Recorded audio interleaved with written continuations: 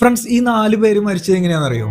തണ്ണിമത്തം കഴിച്ചിട്ട്. ഇത് ഞാൻ എന്റെ സ്വന്തം എക്സ്പീരിയൻസിൽ നിന്ന് പറയുന്നതാണ്. ജസ്റ്റ് ഒന്ന് റിക്കവർ ആയിട്ട് വന്നിട്ടുള്ളൂ. ഇതേപോലെ തണ്ണിമത്തം കഴിച്ചതാണ്. പിന്നെ വേറൊന്നും ഓർമ്മയില്ല. സംഭവം തണ്ണിമത്തം നമ്മൾക്ക് എങ്ങനെയാണ് റിസ്ക് ആകുന്നത് എന്ന് നോക്കുകയാണെങ്കിൽ, ഇത് താഴെ വളരുന്ന ഒരു ഫ്രൂട്ട് ആയതുകൊണ്ട് തന്നെ സാൽമോണ ലിസ്റ്റീരിയ പോലെയുള്ള ബാക്ടീരിയാസ് ഇതിന്റെ മുകളിൽ ഉണ്ടാവാനുള്ള ചാൻസ് കൂടുതലാണ്. അതുകൊണ്ട് തന്നെ നമ്മൾ കഴുകാണ്ടൊക്കെ ഈ തണ്ണിമത്തം കഴിക്കുമ്പോൾ ഈ ബാക്ടീരിയാസ് നമ്മുടെ ഉള്ളിലേക്ക് വരും. മറ്റൊരു പ്രധാനപ്പെട്ട കാര്യം എന്താണെന്ന് വെച്ച് കഴിഞ്ഞാൽ, നമ്മൾ ഇത് കട്ട് ചെയ്തിട്ട് 2-3 മണിക്കൂറിൽ കൂടുതൽ പുറത്ത് വെക്കുകയാണെങ്കിൽ, ഫ്രിഡ്ജിനകത്തല്ലാതെ പുറത്ത് വെക്കുകയാണെങ്കിലും ഇതേപോലെ ബാക്ടീരിയാസ് ഇതിൽ കൂടാനും അത് നമ്മൾ കഴിക്കുക വഴിയായിട്ട് ഇൻഫെക്ട് ആകാനായിട്ടുള്ള ചാൻസ് ഉണ്ട്. ഏറ്റവും പ്രധാനപ്പെട്ട മറ്റൊരു റിസ്ക് എന്താണെന്ന് വെച്ചിട്ടുണ്ടെങ്കിൽ, ഇതിനകത്ത് നല്ല കളറും അതേപോലെ മധുരമൊക്കെ കൂടാൻ വേണ്ടിയിട്ട് കെമിക്കൽസ് കുത്തിവെക്കും. ഈ കെമിക്കൽസ് കുത്തിവെക്കുന്നതും നമ്മളെ സംബന്ധിച്ചിടത്തോളം വളരെ അപകടം പിടിച്ചൊരു കാര്യമാണ്. അതേപോലെ തന്നെ കുട്ടികൾക്കൊക്കെ നിങ്ങൾ വാട്ടർമെലൻ കൊടുക്കുമ്പോൾ ഒന്ന് ടേസ്റ്റ് ചെയ്ത് നോക്കുക. ആ ടേസ്റ്റിൽ എന്തെങ്കിലും വ്യത്യാസം ഉണ്ടോ, കേടായതാണോ? മറ്റൊരു കാര്യം, നമുക്ക് കട്ട് ചെയ്യുമ്പോൾ തന്നെ നമുക്ക് കാണാനായിട്ട് സാധിക്കും മഞ്ഞ കളർ കൂടുതലായിട്ടിരിക്കുന്നു, വെള്ള കളർ കൂടുതലായിട്ടിരിക്കുന്നു ഒക്കെ. അപ്പൊ തന്നെ സംഭവം കൊണ്ട് കടയിൽ കൊടുക്കുക. ഇതേപോലെ തണ്ണിമത്തം വാങ്ങിക്കുമ്പോൾ